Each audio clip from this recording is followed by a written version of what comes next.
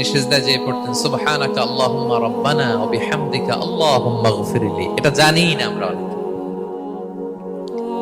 সুবহানাকা আল্লাহুম্মা রাব্বানা ওয়া বিহামদিকা আল্লাহুম্মা ইগফিরলি এর অর্থ হচ্ছে, হে আমার রব, আপনার পবিত্রতা ঘোষণা করছি, আপনার প্রশংসা আমরা করছি, আল্লাহ আপনি আমাকে ক্ষমা করে দেন, আল্লাহুম্মা ইগফিরলি। এই দোয়াটা বিষ্ণু ইসলাম পড়তেন। এছাড়াও বিষ্ণু পড়তেন সুবহুন কুদ্দুসুন রব্বুল মালাইকাতি ওয়ার রূহ, সকল ফেরেশতাদের অধিপতি রব, সবচেয়ে বড় ফেরেশতা যার 600 পাখা, জিবরাইলের রব, সেই রবের প্রশংসা আমি করছি। তিনি সুবুহ, তিনি কুদ্দুস, তিনি মহাপবিত্র, the most pure, the most high.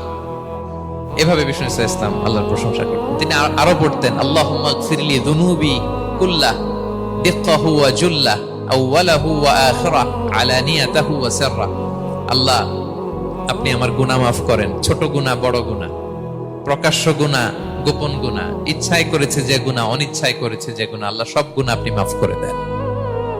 সিজদায় লুটিয়ে পড়ে বিষ্ণু ইসলাম এই দোয়াগুলো পড়তেন। তো এখন থেকে সিজদায় এই দোয়াগুলো, লম্বা চওড়া দোয়া আপনারা করবেন তো? বান্দা যখন সিজদায় লুটিয়ে পড়ে আল্লাহর সবচেয়ে কাছে চলে যায়, এবং তোমরা বেশি বেশি দোয়া করো।